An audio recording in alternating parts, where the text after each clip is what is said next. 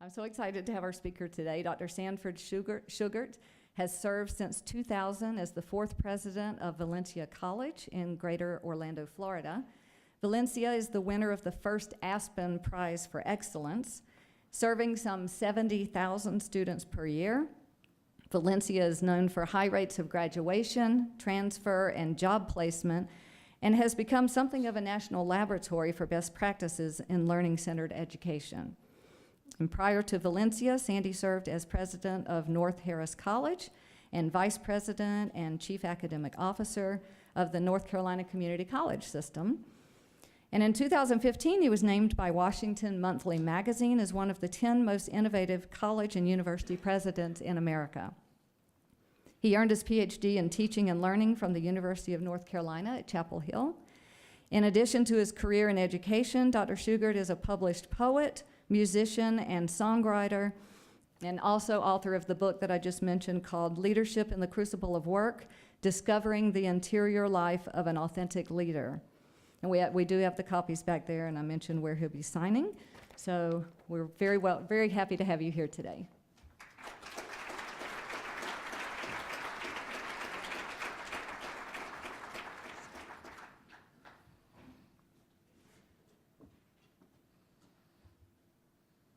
So nice to have help.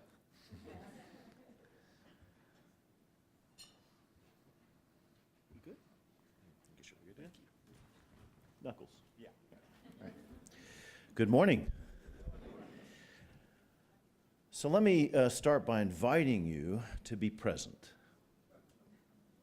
We live in an age of distraction. I'm as distractible as anybody.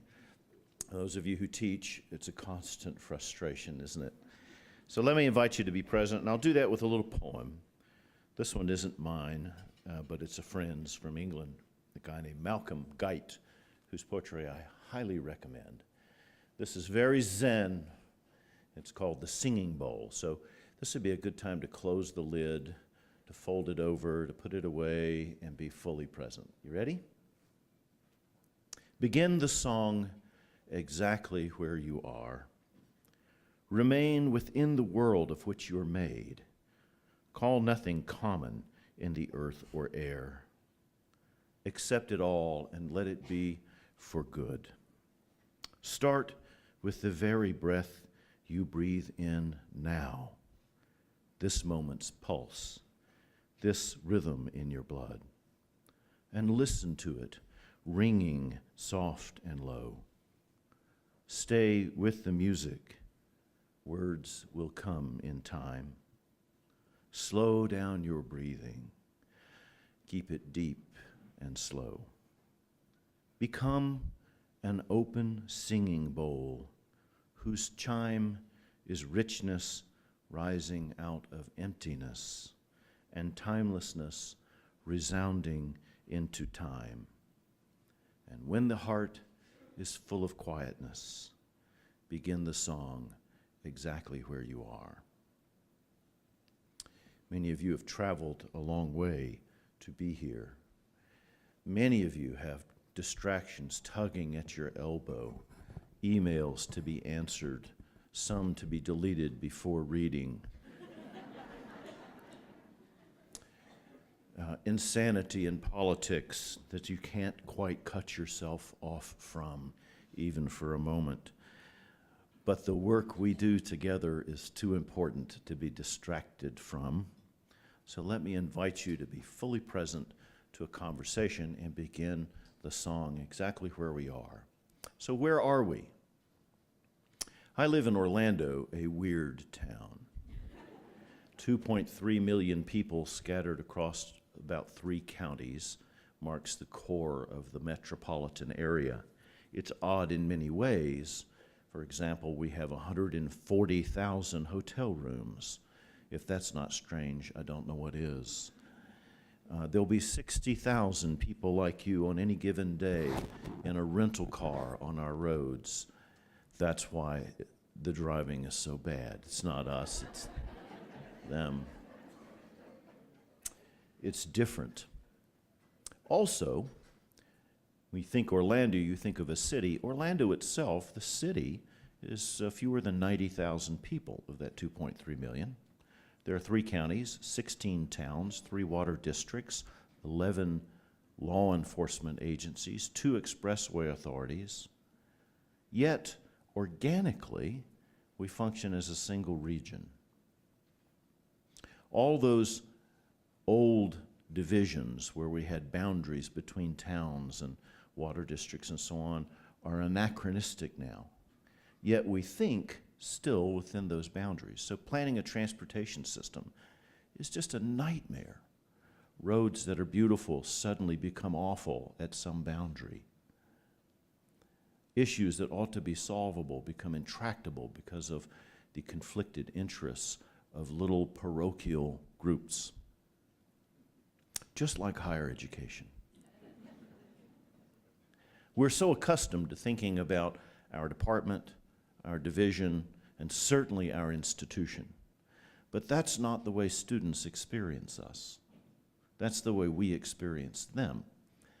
And the beginning of wisdom in Valencia's work over these last 20 years or so was this notion that the institution is what the students experience, how they experience us, not how we experience them. And they don't experience us as single institutions. I went to college a long time ago. I went the way some of you went. I graduated from high school. I left home as quickly as possible. I moved as far away as my parents would tolerate. I lived on or near campus. I attended full time. I had to work, but none of my jobs were more than half-time. That's the way I went to college. Today's undergraduates who go to college that way comprise 15% of the American undergraduate population. But that's who we design for. Most of our students swirl through multiple institutions. They experience an ecosystem, not always a very functional ecosystem, but an ecosystem of many institutions who do not design together. And that's where I want to start. So we start with this notion of transfer. Let's try this. We need to build out the ecosystem together. It's a partnering responsibility, and we're not very good at it yet. We happen to be in a place in Central Florida where there's so few institutions that design process has been simplified for us. So if you took any other community with 2.3 million people, let's say Richmond or Charlotte or Austin or you name it, there'd be 30 colleges serving those students. We have 3 public institutions, 2 community colleges, both of whom now offer bachelor's degrees, and 1 enormous university. We're all big. We're big because we have to be big. You cannot be a niche institution in our world because we have to do everything. You see, we were settled so late because it was so hot and miserable and mosquito-y in Central Florida that we missed the higher education boom. The community really didn't take off until the late 60s, when air conditioning became common and 2 very large employers came to town, one with big ears. And so we have just these 3 big public institutions. There are 2 independent colleges that are tiny and mostly serve students from someplace else. So when we want to get together, I don't have to gather 30 college presidents, which on the face of it is impossible, and once together leads to no conversation at all. In fact, in 3 weeks, I'm cooking a big fancy meal for the president of the university, the president of my sister college across town, myself, and our 3 school superintendents. And that comprises the entire ecosystem. We're just going to have dinner at my house. And we're going to talk about stuff and figure out where we want to go together. You can't do that in many places in this country. So we've got this kind of laboratory where it's easier to work. And what you're going to see today, in part, is a reflection of being able to use that laboratory.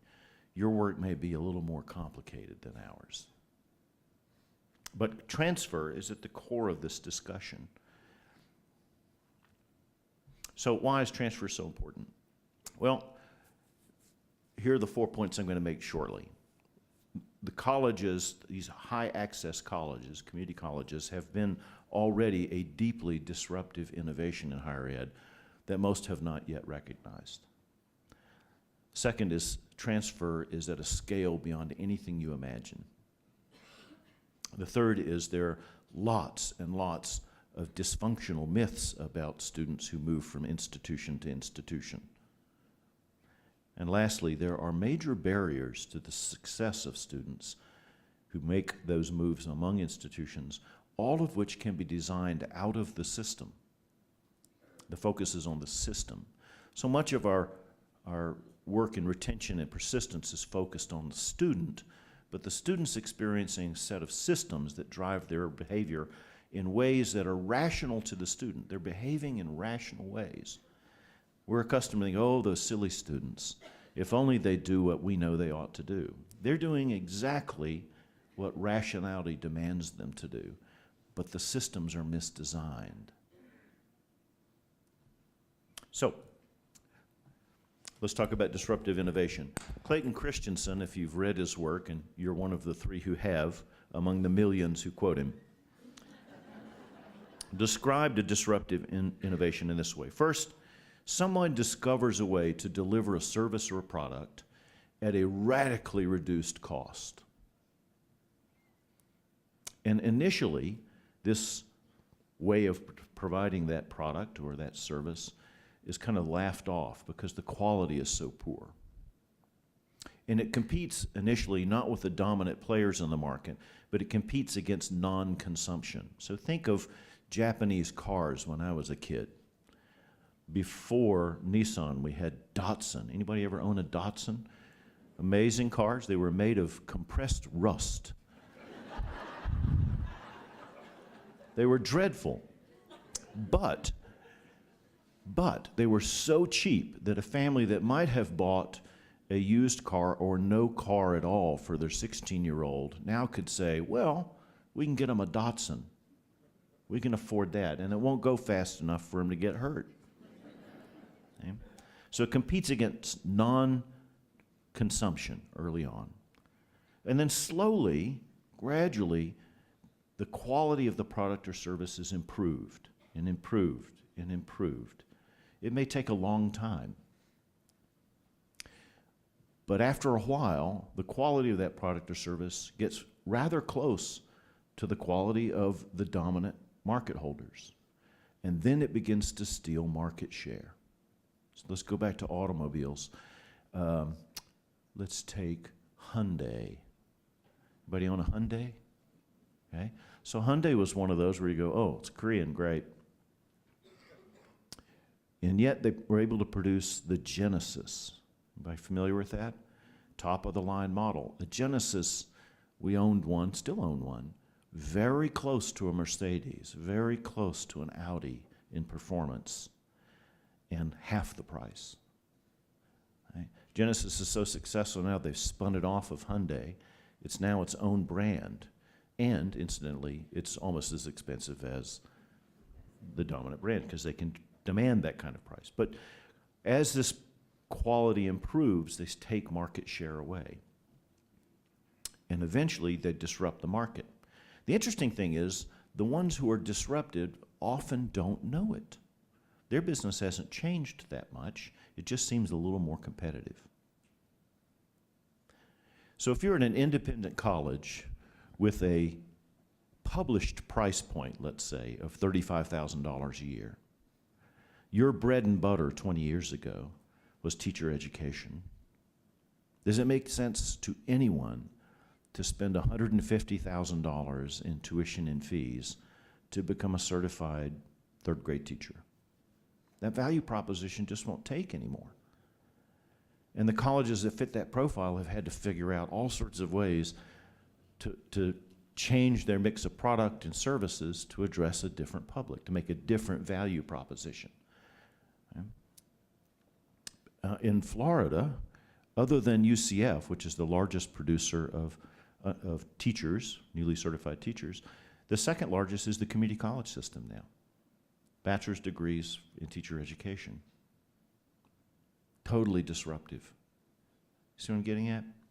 So one of the issues that keeps transfer off of our radar is that for many of us, it's a disruptive innovation we haven't even recognized yet. It's why only 15% of American undergraduates attend in that traditional way like I did and like many of you did. Second is transfer is at much larger scale than people imagine. Remember now, transfer isn't just from community colleges to universities, although that's the dominant path. There are people who transfer laterally, transfer backwards, and transfer laterally again, and then transfer forward, and then transfer backward again. But 45% of all the bachelor's degrees awarded to a student in 2017 were students who transferred from a community college. Do you have any idea it was that large? It's nearly half of all the graduates. At the University of Central Florida, our partners, you'll hear about more, a fourth of their graduates come just from Valencia. Another fourth from all the other transferring institutions. Only half of their graduates are native students, and they're the second largest public undergraduate institution in the country.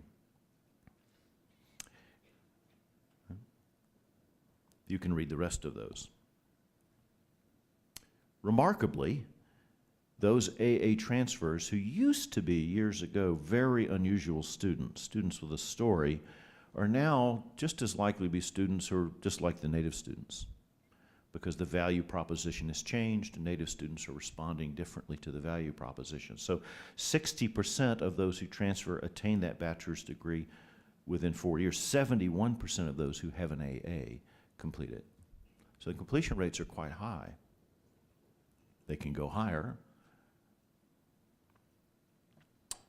And 81% of those enrolled in community colleges, that includes those who are in Associate of Science programs and Associate of Applied Science. Or if you ask a student, do you think you want to earn a bachelor's degree? 8 out of 10 say, yeah. Of course, they say yeah to pretty much everything we ask them. Are you here to improve your job skills? Yeah. You want to get an associate degree? Yeah. You hoping to develop a career? Sure. You want to earn a bachelor's degree? Why not? They say yes to, those forced answer questionnaires we give them aren't very helpful sometimes. There are some myths that have to be dealt with. One is this notion of how well does transfer work? And there are really two ways to ask that question. So how do you compare students in a highly selective institution, native students, to transfers who came from a non-selective institution? It's a problem in research, but it's also a problem in just common conversation. What question are you really asking? Are you asking whether how all transfers compare to all native students? Or are you asking how some transfers compare to some native students? Or are you asking how transfers compare to native students like them? Think about that for a second. So if you ask it just in the broad sense, the answers in research are not very consistent. I found studies, by the way, I tried to reference everything in here so you can, when you get the slides, go back and read the articles. I had a project this summer to read everything that had been published of any value at all, including a lot of dissertations that weren't about transfer. So just in the last 4 months, I have read hundreds of articles and a number of books and way too many dissertations. I've finally reached the point where I'm not reading any dissertations that are based on surveys anymore, not ever, not on any topic. And if you're a graduate student or graduate advisor, don't send me a survey. I won't do them. Okay? So you see how inconsistent the outcome to that question is. How do they compare? How big is the difference?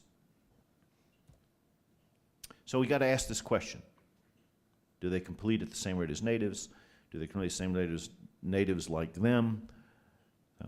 On the whole population, about 1 in 4 of the transfers have earned a BA or a BS within 6 years versus 46% of natives. So it's about half the performance rate if you're comparing all students to all students. Right? But if you're asking how do they compare to students like them, we have a method now of addressing it. It's called propensity score matching. Is this familiar to you? It's a methodological approach that essentially gathers enough data about the participants in both categories so that you can match them and say, you're like that person. It's a quasi-experimental design model, but it basically says, if you had gone to one institution or another, what was your likelihood of graduating? You. It's proven to be very helpful, and it answers a different question about mission. But if you do propensity score matching and say, if the student had been native or if the student had been transfer, how would they have performed? There's really no difference in the cumulative GPAs. It's a bit of a surprise in the research, in part because everyone believes in a thing called transfer shock. You've heard that? Who's heard of that name, transfer shock? Transfer shock was established in research in the late 60s that has not been replicated. There are serious questions now, post-disruption, whether transfer shock exists and what it is. It's an interesting question. After propensity score matching, then, you're 5.5 percentage points more likely to have taken remedial English if you're a transfer student. You're almost 20 percentage points more likely to have taken remedial math. You're about 10 percentage points more likely to stop out sometime during that 6-year period. You're way more likely to work, and you're in many more jobs. That is, you'll cycle through perhaps 6, 8, 9 jobs while you're in school.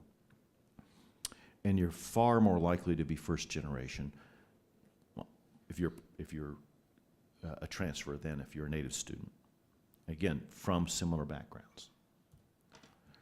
Similarly, you're 9 percentage points more likely to attrit by the third spring, year 3 spring.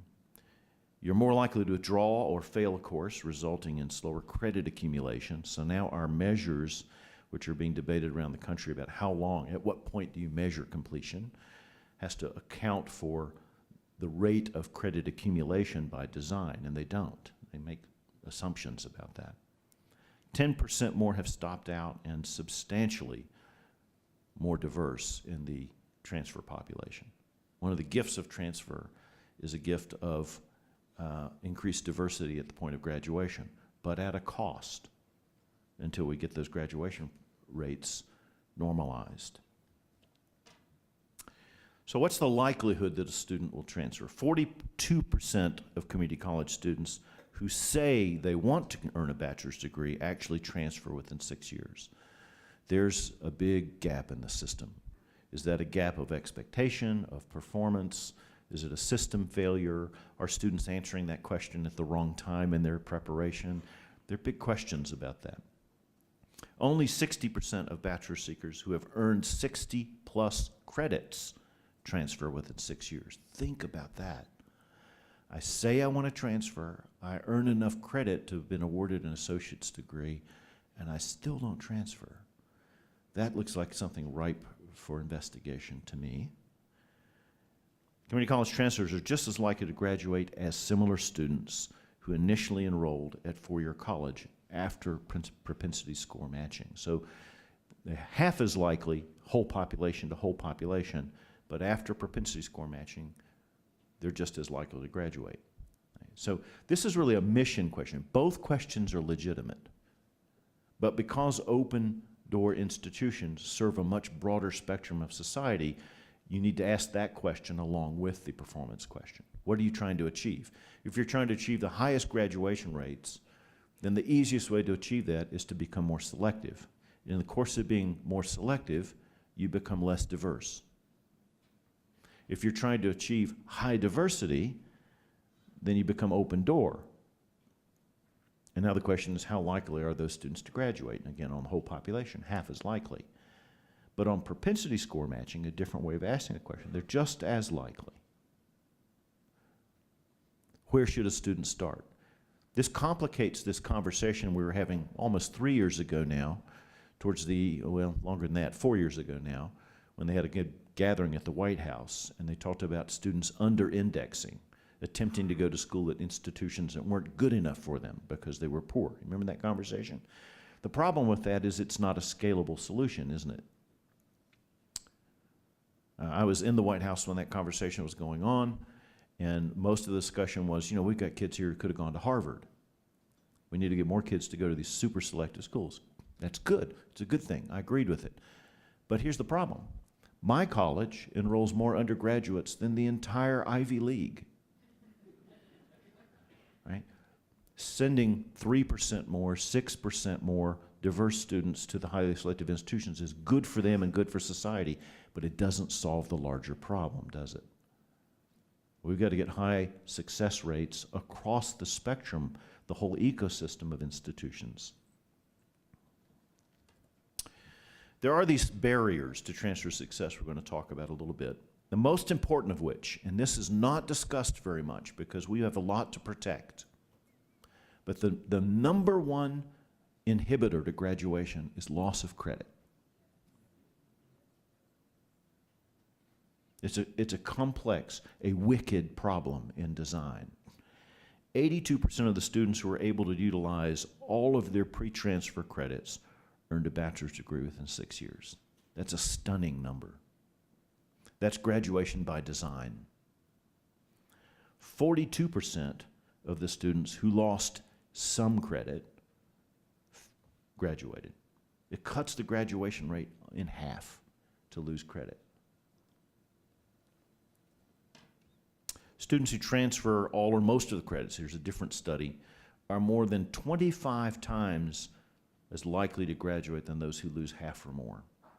So how many lose half or more? Well, a lot. We'll see that in a minute.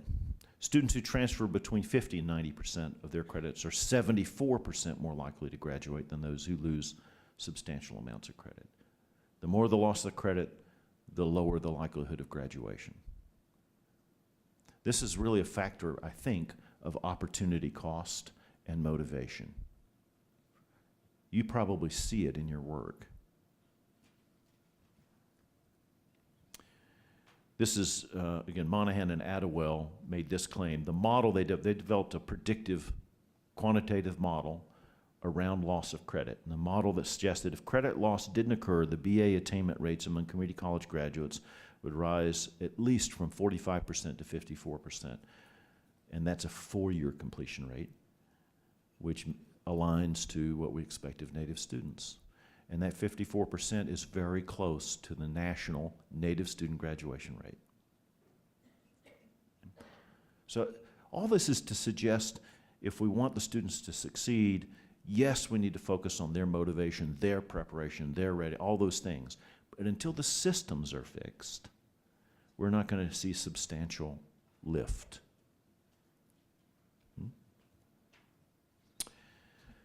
More on loss of credit. 14% of transfers in the study, again by Monahan and Attewell, essentially started over. This is how many essentially got none of their credits transferred. Some had substantial amounts of credit. Nothing. 58% of transfers were able to bring 90% or more of their credits. That means 42% brought less than 92, right? 28% of transfers lost between 10 and 90% of their credits. That's a big number. You see, the system is performing as designed. Here's the second most powerful factoid in all of this, if you want to fix the problem. Students who have earned an Associate of Arts are 40 times more likely to transfer than those who have accumulate credit. We're going to talk about the value proposition associated with a degree that you'll never see advertised in the paper as a requirement for employment.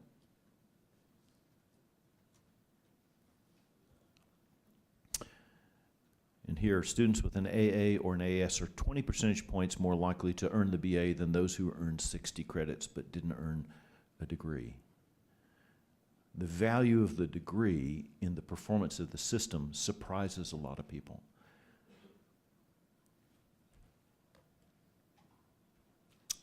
I'm getting close to the end of all this facts. I'm sorry to bore you with, there's a problem with PowerPoint. It's usually powerless and pointless, but 43% of transfers with an associate degree earn a bachelor's within 5 years. 17% of transfers with no associate's degree. See how powerful that degree is? And then again, after propensity score matching, the AA degree earners versus non-degree earners with 90 credits. So 92% points more likely to earn a BA or BS in 4 years. That's the ones who have an AA versus the ones who don't after propensity score matching. Same student, essentially. 64 percentage points difference in 5 years, 50 percentage point difference after 6 years. So those who don't have the degree kind of catch up a little, but not a lot. These are big, dramatic gaps. So, what does all that say? If I had to summarize my summer reading, I would say there is vast potential in transfer. If we want a larger and broader segment of our population to have a bachelor's degree, then transfer is probably the most fertile vein, the richest vein to work. Almost mixed my metaphors, didn't I? The richest vein to work. Think of those students with 60 credit hours who don't transfer. The system is underperforming. We're used to thinking about students underperforming. The system is underperforming. And the barriers preventing transfer need removing by design. This is a design project. Remember, all design is redesign. And if you get the right actors together and understand what the students are experiencing in the system, then you can redesign their experience towards something that the literature suggests would be much more powerful for the outcomes. So, there are also barriers after transfer, and they are largely loss of credit and the lack of attention to encouraging students to earn an associate's degree. So here's the story so far. How many of you have an articulation agreement?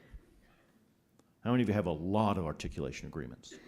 Right? My suggestion is that you haul the filing cabinet out to sea and dump it overboard.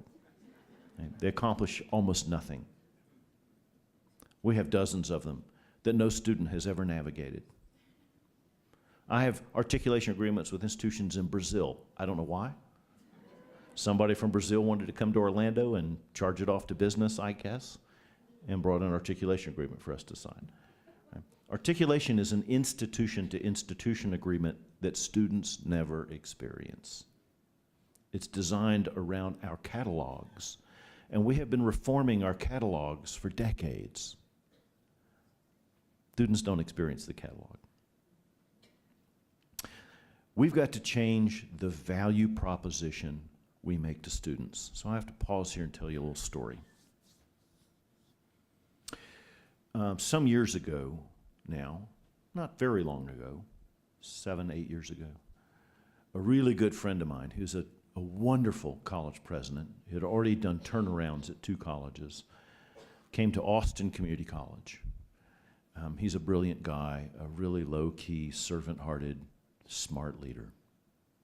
And Austin's in a funny town. I mean, they've got this dominant university and a bunch of other colleges there, and this community college that's used by students swirling through that system to grab a course here or grab a course there or whatever. So they've had historically low graduation rates, as all of the community colleges in Texas have, having worked there. Anybody from Texas? Graduation rates at community colleges in Texas are usually single digit, sometimes barely into the double digits. So his first couple of weeks on the job, he's driving in from some apartment. He hadn't bought a house yet. And he passes a billboard on the freeway coming into downtown Austin where his office is. And the billboard says, Austin Community College graduation rate, 2%. Is this a good use of taxpayer dollars? Kind of got his attention. So he got to the office and made some calls and found out that the billboards were showing up in 4 or 5 places around the city, and they had been sponsored by a businessman's group with really one guy behind the whole thing. And he called me and said, what's going on? I mean, what do you think I ought to do? And I said, well, I don't know. I think you ought to go talk to him. He said, yeah, I'm going to do that. It's already on the calendar. I said, well, let me do a little background work. So, you know, I had spent 8 years in Texas and knew it well. I went to every website of a college within commuting distance of Austin. There's a bunch of colleges. of all kinds. And I looked for two things. One is, what did they have to say about transfer? And secondly, what did they have to say about earning a degree? It must have been close to 30 colleges. Not a single one of them required an associate's degree prior to transfer. Not a single one of them encouraged completion of an associate's degree prior to transfer. And 2 out of 3 explicitly told students, if you think you want to transfer here, take as few courses as possible at the sending institution and then transfer. Because what they teach couldn't possibly be as good as what we teach. System performing as designed. Students are doing exactly what they've been told to do. College being held responsible for an outcome that was designed into the system. Isn't that crazy? And why would a student earn an Associate of Arts? Like I said, it's not required for any job I know of. Am I wrong? Can you think of a job, a posting somewhere that says Associate of Arts preferred? Why earn it?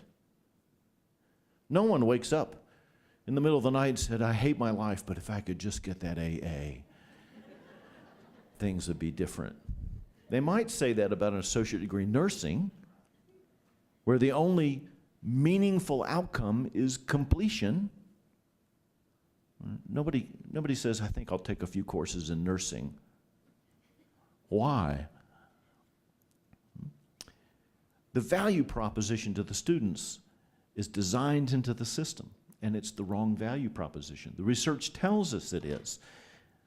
If we know that earning the degree dramatically raises the probability of graduation with a bachelor's degree, why wouldn't you require the degree for transfer?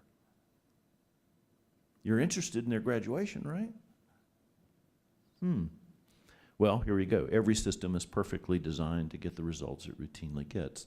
This is often attributed, by the way, to Deming in the manufacturing world. It's not his quote. It's a sort of a quote from the Institute for Healthcare Improvement, and the guy who sort of started the quality movement in our hospitals, where the consequence of poor quality isn't just failure to graduate, it's death. So, we needed a new design. Now let me localize this. We needed a new design in Florida. We needed a new design in Central Florida. We already had one of the largest transfer relationships in the country between UCF and Valencia, but it needed work. So things were happening. This was in the early 2000s, and as I said, the president there's a retired since named John Hitt, very fine higher education leader, and I met pretty regularly and just talked stuff over. And in one of those conversations, where the background was a number of community colleges in Florida had been given the authority to offer bachelor's degrees. And I said to John, John, what do you think about all that? And we talked for a few minutes about it. He wasn't sure what he thought about it yet. Over the course of the next few months, I started getting phone calls. Now, when I moved to Central Florida in 2000, January of 2000, UCF was essentially open door. In that year, they accepted 74% of their applicants. That's pretty open door for a university. By 2007, it was down to 46%. Now it's 40%. And they're in the top 200 most selective universities in the country. That happened almost overnight. By design. The year I moved there, they were referred to in the newspaper as a commuter school on steroids, not what they wanted to be long term. So they built, I don't know, maybe 6,000 student residence stations on campus and began to recruit out of the area very heavily. So in 2000, Orange County, where we are, was their largest county of residence for undergraduates. Now it's Broward County. That's way south of us, 2.5 hours south of us.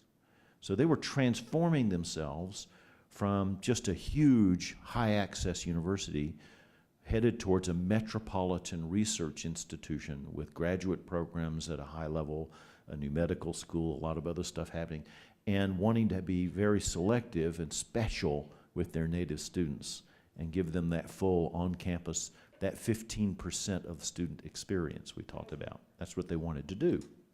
And I started getting phone calls from local people, you know, CEOs and stuff, saying, Sandy, you got to help me.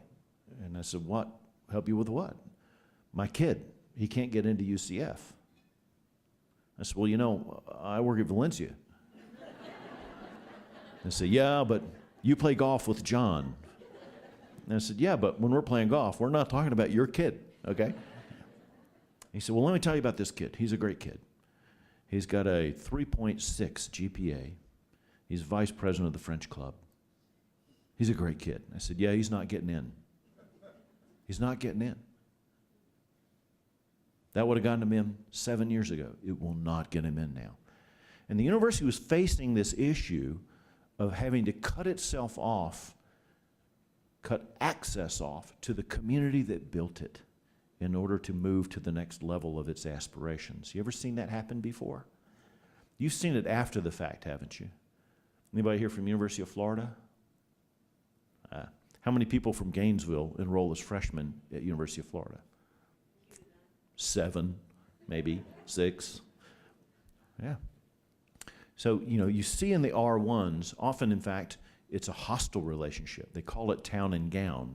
That's not a party, town and gown. It's not a dance. Town and gown is a war, okay? And it's deep in our history. A little footnote to that. Deep in our history. One of my interests is history of higher education. In the 15th century, there were riots in Oxford where the local businessmen, the merchants, and the students went to war, throwing rocks, beating each other up with sticks, because the relationship between the university and the town was so poor. And the merchants were exploiting the students. And so the students formed a thing called a student union. The union wasn't an entertainment vehicle. It was a business vehicle where they could collect together and hire services so they wouldn't get gouged by the local merchants. And the merchants got mad and they had a riot over this. More than one, in fact. So you could get your hair cut affordably on campus at the union, even if they were gouging you out in town, or whatever services you sought in the 15th century. I'm not sure what they were. Okay? Town and gown's not a party. It's about friction. Right?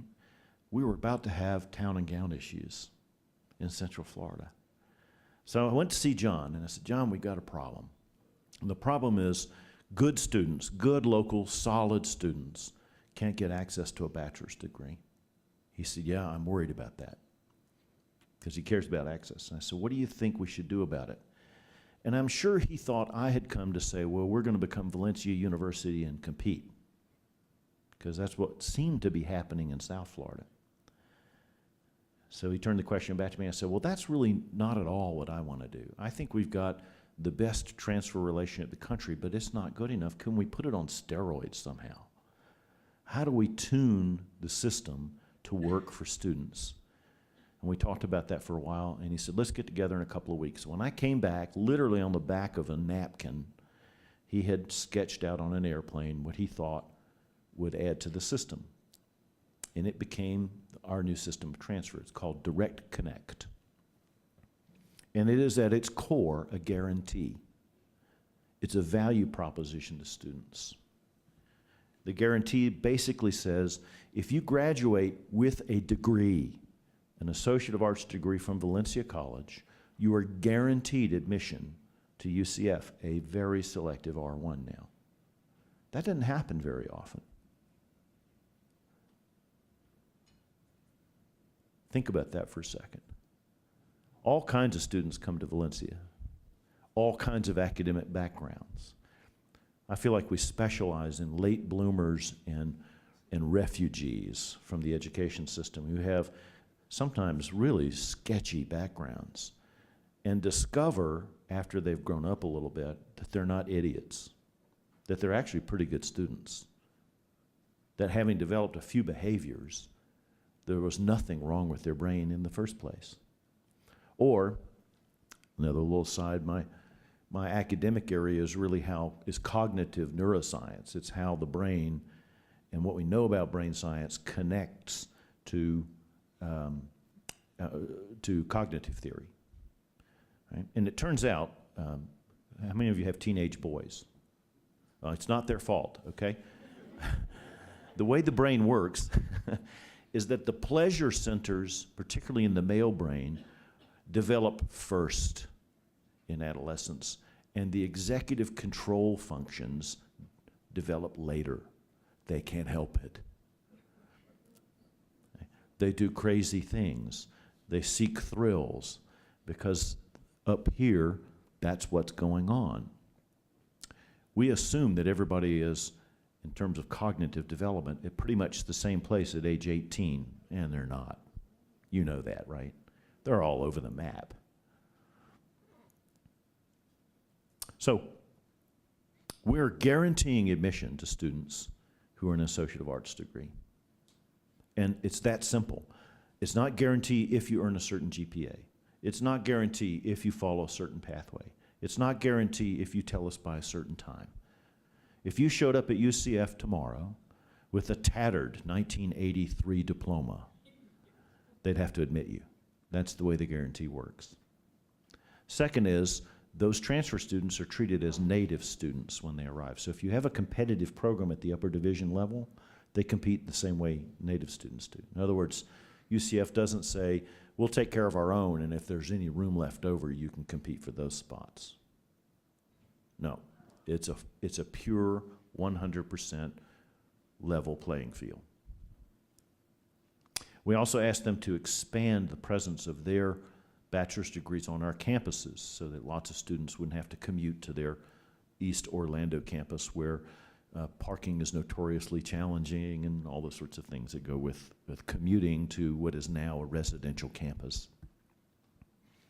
We agreed to collaborate deeply on all of our program designs. So we never design a degree program, especially a bachelor's degree program, without them in the room saying, we want you to do this and we recommend you do it in these ways. So we now have bachelor's in nursing, bachelor's in business, bachelor's in cardiopulmonary science, bachelor's in engineering technology. Several of those were degrees at UCF where they said, we really think you're better equipped to do this than we are. Would you take our program? And I said, do I have to take your faculty? And they said, no. I said, good, okay, then we'll take the program. I'm just teasing. And we made a commitment to tune the system. We knew this was a first step, and that over time we discover more failures in the system to be fixed, like finding students who graduate with an AA who still haven't met the prerequisites of their chosen major, or students who have excess hours when they transfer that's kind of expensive to them. And sometimes we find students with both excess hours and unmet prerequisites. And they run out of financial aid before they graduate. It's a design flaw in the system that has to be fixed. We agreed to joint philanthropy, to raise money to support the transfer process. I don't know anybody else who does this. At one point, Valencia was giving away almost as much money to students who were leaving us as to students who were coming to us from our foundation. And we agreed, and this is still yet to provide full fruit, but it is a major project. We agreed to form a data ecosystem where student unit record data was available to both of us all the time. And we could begin to own the outcomes at UCF of our transfers, and they could begin to own the pathway students who said they wanted to transfer were following while they were with us. Does that make sense? And they began to embed advisors, their advisors on our campuses, because they wanted to tune the system with us. And we made agreements about when majors would be declared and when people would have intrusive advising experiences in Direct Connect at about the 30th semester credit hour. All work still in progress, not perfected, but installed and working at some level or another. This is system redesign. Direct Connect. Does it work? Well, in a word, yeah, like you wouldn't believe. So in the, in the 3 years, after announcing Direct Connect, implementing it formally, cutting the ribbon, saying, here we go. We're in Direct Connect now. The number of associate degrees awarded at Valencia went up 97% because students had a reason to earn a degree. The value proposition made sense to them because it opened the door without conditions for them to go to UCF. And our belief is that they're graduating at higher rates because they're transferring with that degree, and we're trying to perfect that research now. This was pressure relief on UCF and allowed them to become more selective very dramatically and very quickly. So they were able to grow their native student freshman class in ways they couldn't have without this pressure relief valve. So they can tell students now, you got so close, we want you here, but you need to start at Valencia. And when you graduate from Valencia, we guarantee you a seat here. Okay? It created tremendously more diversity at the point of bachelor's degree graduation. Valencia's transfer students nearly double the diversity of the graduating class at UCF. And we have as a stated objective in our partnership to diversify the professions. When I was in Texas and then later in Florida, somehow I got sucked into the politics associated with who gets to go to college. How diverse is your freshman class? You remember all that? It's still playing itself out with the Harvard lawsuit. Remember the guy from California who was suing everybody for reverse discrimination, all that stuff. And somehow that conversation got focused on who gets to be a freshman. I mean, I get how it got there, but it's the wrong question. The question isn't who gets to be a freshman. The question is who gets to be an accountant, who gets to be a lawyer, who gets to be a doctor, who gets to be a business person, who gets to be a financial whiz. That's the question. There are lots of ways to get there. So we set as a goal, diversify the professions. Valencia's transfer students into the STEM majors at UCF are far more diverse than the native STEM majors are, and they perform just fine. And we help UCF achieve a social goal that's important to our community and an economic goal in a way that we couldn't do it separately. This is why ecosystem thinking is so important. Just like you can't build a freeway system across 13 jurisdictions in our community, you can't build successful, diverse bachelor's degree pathways unless you work across the boundaries of the institutions. And so we've blurred those boundaries, and we continue to expand the partnership. So in the time since we signed that agreement, UCF now has shares a 150,000 square foot building on one of our campuses called the University Center. It's not like university centers anywhere else in the country. I helped build one in Texas where we had 7 universities came in and they competed for who would run the cash cows and who had to run the other stuff. And students didn't understand what it was about. They were well intended. I don't think the system works very well. We have degree programs on our campus that you can finish on our campus where there's a clear pathway through to the end and where the advising is embedded and students complete. That's not the same as here's a supermarket of universities, have fun. So the completion rates are higher. And now we're just in the last stages before opening next fall a joint campus, a truly, not just a facility that we share, but a partnership campus in downtown Orlando that's unique in the country, where the students won't experience Valencia and then UCF. They're just a downtown student. One admission process, one financial aid process, one advising process. Valencia, behind the curtain, is offering the freshman and sophomore courses. UCF is offering a few bachelor's degrees and a number of master's degrees. We're also offering both some associates and bachelor's degrees there. But it all feels like one single institution working together. The lines are really getting blurred. And let me tell you, it's some of the hardest work we've ever done. It is so hard for these institutions with different authorizations from the legislature on things like who can charge what fees, and and always somebody stand up, well, that's a FERPA issue. And if I hear that one more time, I'm gonna go FERPA hunting or something. I don't know. There's always reasons to protect boundaries, but the system has to work for the student's experience. So trying to design to the experience. And we will open in about 200 days, I think, yeah? Is that what you calculate? 196.3 or something? In 200 days to 7,000 plus students on the first day. And they'll have a completely different experience. And by the way, we engineered it to be cheaper than any experience they can get anywhere else in our community. The total cost of the bachelor's degree is reduced by the way that we're collaborating. It's even cheaper than if they did Valencia and then did UCF and Indirect Connect.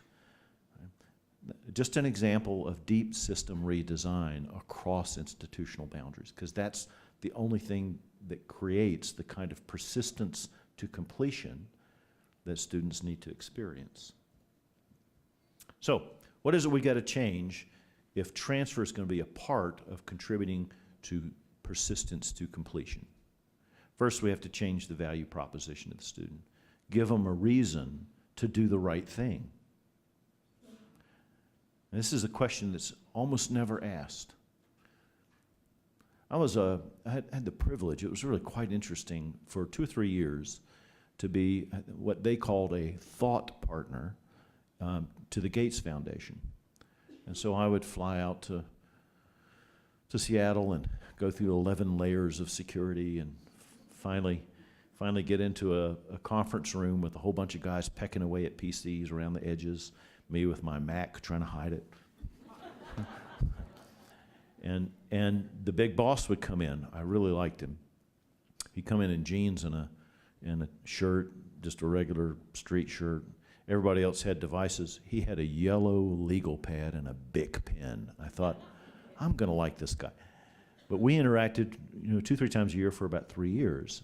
And one of the things I learned from him is he always asked, what's your theory of adoption? Everybody that came in that room had something to sell. We need to do course redesign. We need to do bridge programs. We need to do open educational resources. We need to do, everybody had a solution. And he always says, what's your theory of adoption? And most of them said, huh? Huh? The ultimate adopters in this are the students. Why would a student do what we think they ought to do if the system isn't engineered to reward that? They're rational consumers. So change the value proposition. We've got to own the whole pathway. We now report to our board of trustees our students' performance all the way through graduation and placement at UCF. Okay. We got to have commitment to outcomes at scale. So again, things like articulation agreements from this minuscule program to that minuscule program might be okay to do. I would not invest my energy there. We can't afford to do things that don't scale. The problem's too big. We've got to use evidence in the design, and the evidence comes both from the student experience as they describe it and the student experience as we can see it in things like transcript analysis. So we've taken a big step there. I don't think I've got a slide on this, have I? No, I don't. So we've got a project now funded by the Helios Education Foundation called CFEED, Central Florida Education Ecosystem Database. Obviously, our marketing department didn't invent the name, or it'd have something snazzy like Thunderbolt or something. But all this is extending the commitment that UCF and Valencia made to each other to share data to our school districts. So think about this. Pre-K to graduate school, live student unit record data available for analysis. We may be the first people in the universe to empirically describe what it means to be college ready, not just based on opinion, or algebra ready. We may be the first people in the country to be able to describe whether it's better to take algebra, then geometry, then algebra 2, then calculus, or algebra 1, then algebra 2, then geometry, then calculus. It sounds like an idiot question, but if we get it wrong, the impact on student performance, particularly in STEM fields, is dramatic. Okay? So real use of evidence that getting past all the institutional arguments against sharing what we know and inquiring together. And lastly, there's this sort of long-term commitment to partnership. It is a leadership level commitment. When we designed Direct Connect, John and I, we decided it needed to be a policy approved by both boards, not just an agreement between the presidents, because we both have plans not to be presidents someday. His are fulfilled. Mine are a distant dream. And then, because we operate in that region, that ecosystem I've discussed, John said, well, what do you think about the other community colleges that transfer to us? I said, John, I don't see how we can't offer this to them. So we invited Seminole State College and Eastern Florida State College and Lake Sumter College and eventually Daytona State College and Central Florida College to join in the consortium. Valencia is still the biggest player in that, but we now have a true ecosystem. And that leads to things like dinner with the superintendents and presidents in my house with nobody else there to hear us moan and complain. No. Imagine what the next decade could bring for the student experience. I want to recommend to you, if you're interested in understanding how all this works, a good starting point is the transfer playbook from the Aspen Foundation. Josh Weiner leads that group, and they've done good work. It's not deep in terms of program design. It's setting the stage of the partnership. It's sort of about building the architecture of the leadership commitments so that all this detail work can get done. But it's worth noting and encouraging others into it. So back to where we began. Begin the song exactly where you are. The university, the college, the education ecosystem. What is it? The only adequate definition is the college is what the students experience, period. I'm going to stop there and take questions and dialogue for a few minutes, if that's okay. All right?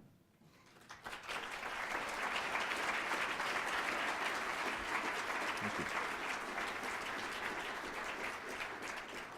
Yes, sir. Tell me your name. You had to read that? Sorry, Austin. Just want to make sure. How do you develop trusting relationships with other institutions? I work with a community college system in South Carolina, when they might be experiencing low enrollment themselves and may not want you to take their students, or may think that they might lose out on some things. It seems like you have to have two secure partners in order to develop some of the relationships that you develop. Good. Could you all hear his question? Do I need to repeat it? His question was, how do you build the kind of trust required to do this work, particularly if you're in an environment where some of the institutions are threatened by eroding enrollment, for example, and might be fearful that if they do something like this, you'll take their students away. Is that close? Okay. Well, there are always complicated environmental issues to partnering. And what you mustn't do is allow them to become obstacles to the larger goal, which is for students to have the right experience. I think the place to start is where you can agree, not where you can't. So if you can agree that it's important for people to graduate, and you have the evidence to suggest that many more could graduate successfully if we re-engineered the system, that starts the conversation in a different place. All right, so start, what is it, Covey says, begin with the end in mind. Find where the common end is. And the common end is most institutions, let's say receiving institutions, most of them are deeply interested in both increasing the diversity of their graduating class and the rates of graduation of the students that they admit, no matter when or where they admit them. So start there in the design. What do we know works? Go to the literature. You know, I don't know how many people read the stuff I read this summer. Some of it was eye-opening to me, not all of it. But I think we're a little detached from the better research. It's a good place to start. If you can find a way to start with inquiry rather than advocacy, that's always a better place to start. Higher education is deeply paralyzed by the habit of advocacy. It happens deep in the organizations, at the top, in the middle, at the bottom, and the instrument of destruction is the committee. So you know, committees, do you know where committees came from? Do you know that? This is also a higher education thing. So when Oxford and Cambridge were first founded, first Oxford, then Cambridge, there was no president. There was no administration at all. You know, they were small institutions. And so the faculty, the masters, who had earned master's degrees, formed a little committee. And the committee's purpose was the preservation of the curriculum. Think about that for a minute. If you wanted to preserve something, you get a lot of people whose success had all come from that system and say, you now get to decide whether we ever change that system. That's the committee. And when we walk into committee meetings, everybody walks in with a mindset we're not even aware we have, that I'm somehow representing some interest here. And my job is try to talk you, who are representing a different interest, into completely folding your 3 jacks so that my 2 deuces can win. This is committee life. I highly recommend finding other ways of meeting and collaborating. There are lots of other technologies. We use design processes a lot, sort of an architectural metaphor. What is it we're trying to design to? What's our purpose in design? And if you use a different technology of meeting and collaborating, you'll get different results. This is true all through the institution. Excuse me. Let me, in fact, let me take a second and walk you through that. I think it's useful. There are all sorts of consultants out there who will bore you mightily with 103 highly jargonized processes for getting work done. My favorite way of doing this kind of work just comes from architecture. I'm a little bit of a frustrated architect, but how many of you have been involved in helping to get a building designed and built on your campus? All right, so you know this process. It was invented by C.R.S. Serene, which at one time, you know, nearly every architect in America had worked for them at some point. And they had a 4-step design process, and it's still what most architects follow. 4 stages. Each stage ends with an approval. Once the approval is done, you can't go backwards. The first stage is called architectural program. So you get a committee together of the users of the building, you put them all in a room with an architect, and the architect tortures them with questions. What are you going to do in this building? Why are you doing this in their building? How do you do this in the building? Who needs to be there when this is done in that building? Who needs to be near somebody else? Everybody shows up to that meeting with a pencil. Oh, I think it ought to be modern architecture. No, I think it ought to be, you know, Gothic. No. Everybody put your pencils down. We're not drawing. We're not drawing for months. In fact, you're never drawing. Okay? But in that first process, you write a dissertation, and the dissertation is on the functions of the building, architectural program. I just call it design principles. Here's what we want to accomplish with our design. Okay? And that gets approved, and then the architect moves on. And in that process, 90% of the expertise is in the users, and 10% is in the architect. The architect doesn't really know that much about what you do. You know all about it. All the architect really knows is process knowledge at that point. So that gets approved, and you go to stage 2. Stage 2 is schematic design. Schematic design is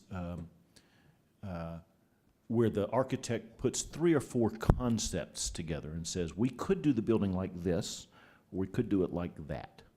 They're not detailed drawings or anything. They're usually sort of mass drawings, sometimes Venn diagrams, things like that. This could be a multi-story tower. This could be a single-story warehouse-like thing. Here's how we would mass the spaces, who would have adjacency to whom. And eventually, the team agrees with the architect on one of those. This is the schematic design we want to follow. Done. Then the architect goes away. Now, the architect has about 40% of the expertise in that process, and the users have about 60%. Then the architect goes away and does what's called design development with users of the building. Design development is where you design, and it's the blueprints you're used to seeing. You know, how many outlets in the room, how high are the ceilings, all the huge amount of detail. The architect has about 75 or 80% of the expertise in that process, and the users have 15, 25%. And when that's done, design development is done, it's approved, you're done. And then the architect goes away without users in the room and does what are called construction drawings that he'll hand eventually to the contractor to build. 4 stages, 4 approvals. And if you change anything after the approval is made, it costs you a lot of money. It's called a change order. Bad. Change order is bad. Well, you can use that same process to design anything. We've used it to design faculty compensation. We've used it to redesign the tenure system. We've used it to design new curriculum. We've used it to design the organization. You can design anything with that process. And what it does is it takes people who are used to going to committees and advocating for something, and you know what they're going to say. They said it last year. They said it the year before. They sat in the same chair and said it. Okay? You know what they're going to say. But once you move into a design process with a design discipline, it changes everything. So there's a model of collaboration that would produce a different result. Don't just have if you've got an articulation committee, resign, let them to continue to meet, that's fine. Whatever they say they want to do, fine, put it in the catalog. No one will ever experience it. But you go do something else more productive. Another question? Yes. I'm Anna Bucieri. I'm at St. Mary's University in San Antonio, Texas. So what opportunities do you see for private colleges and universities who, as receiving institutions, who typically need enrollment, but are very protective of their hallmark general education core for this associate's degree value to guarantee bachelor's degree?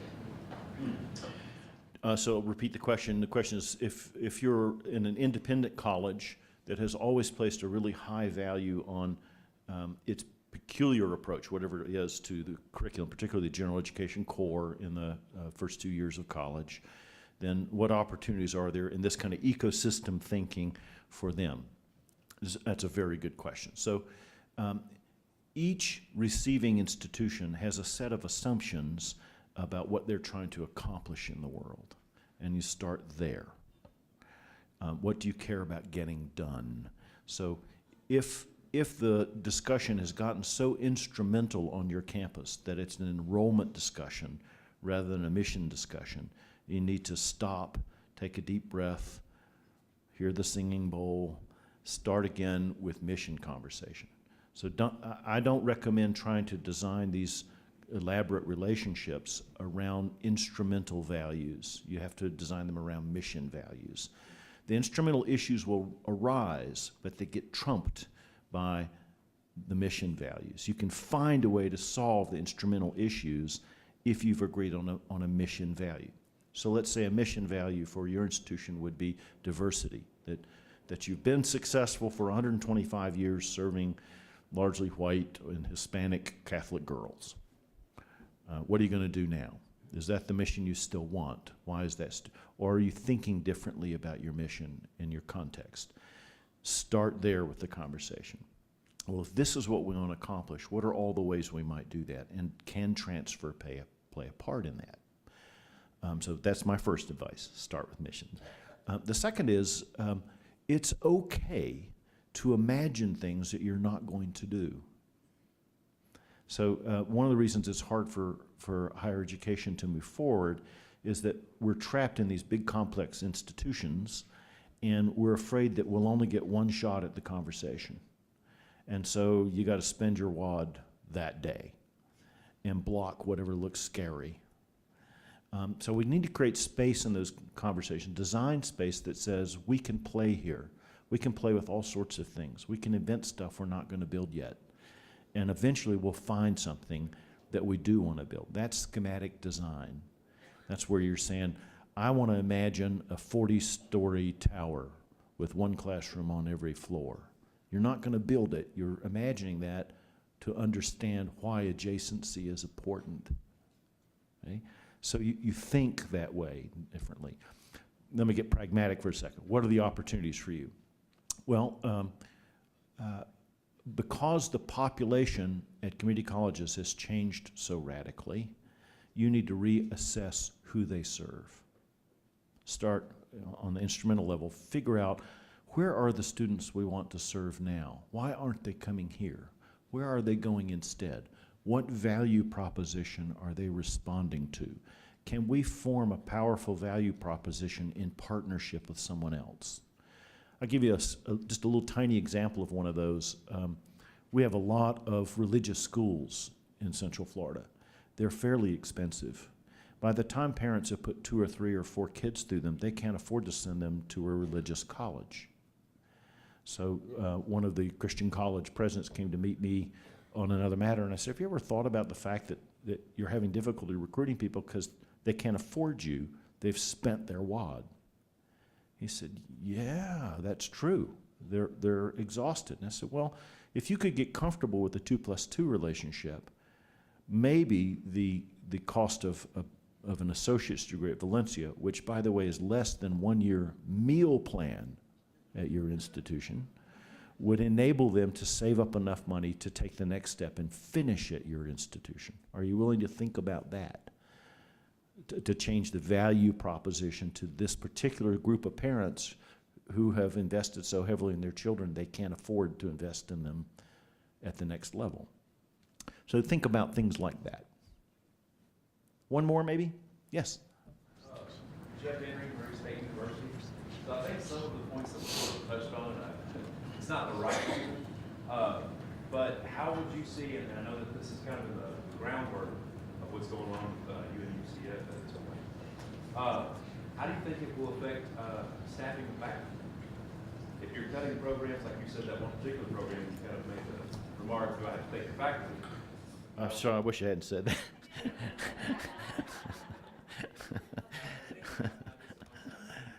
Yeah. These are all contextual. In our circumstance, our problem is creating enough capacity.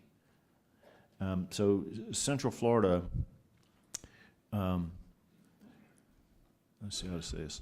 Between now and 2035, that 3-county space will add 1.3 million people, minimum.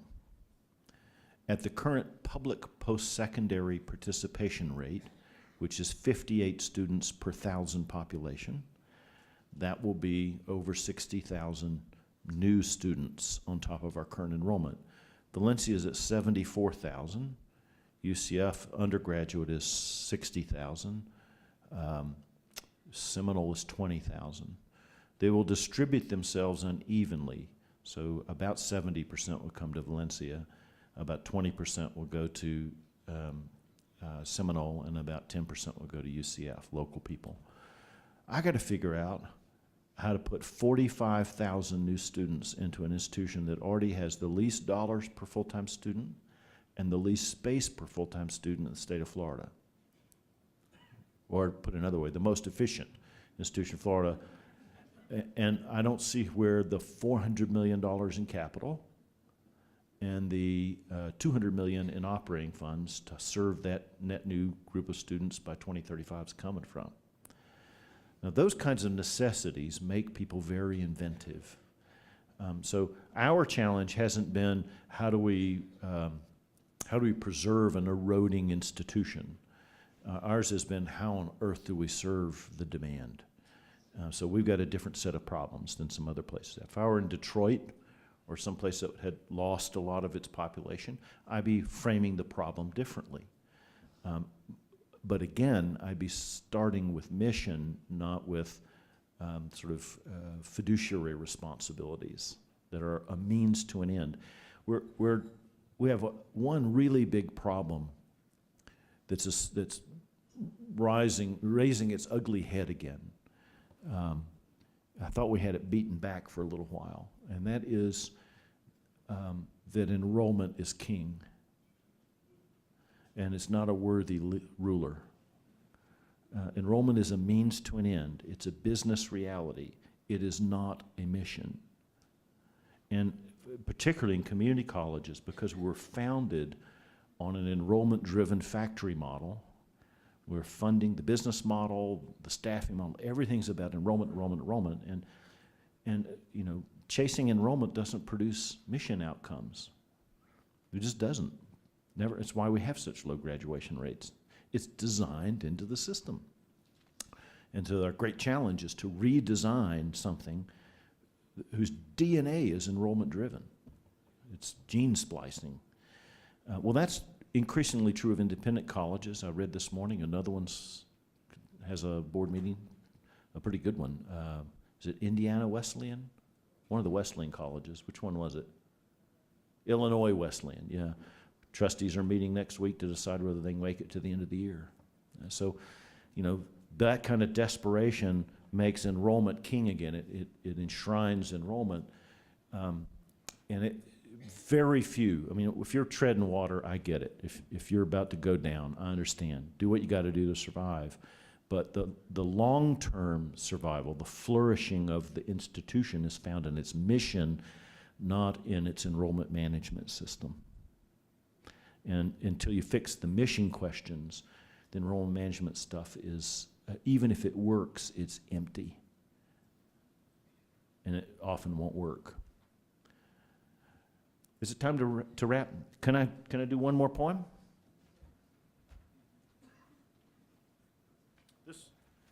This one is mine, and that's a little love poem to the faculty and staff at the college.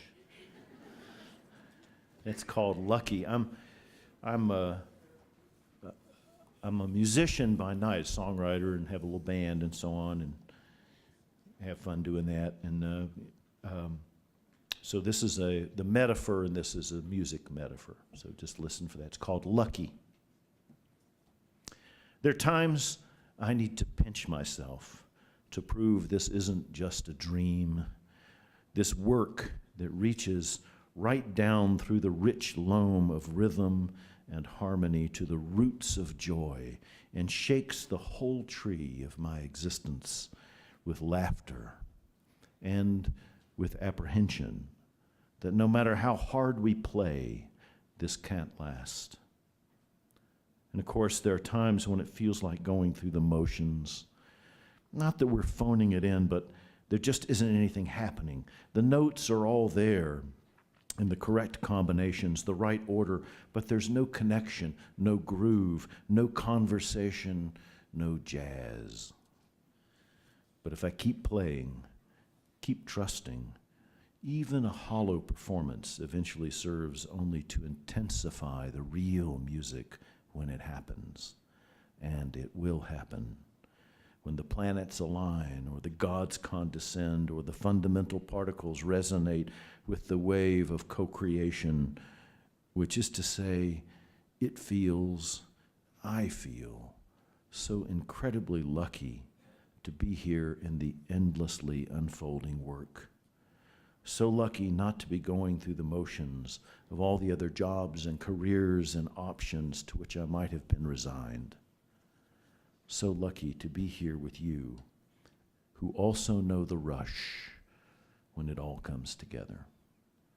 So lucky to have learned, the more I practice, the luckier I get.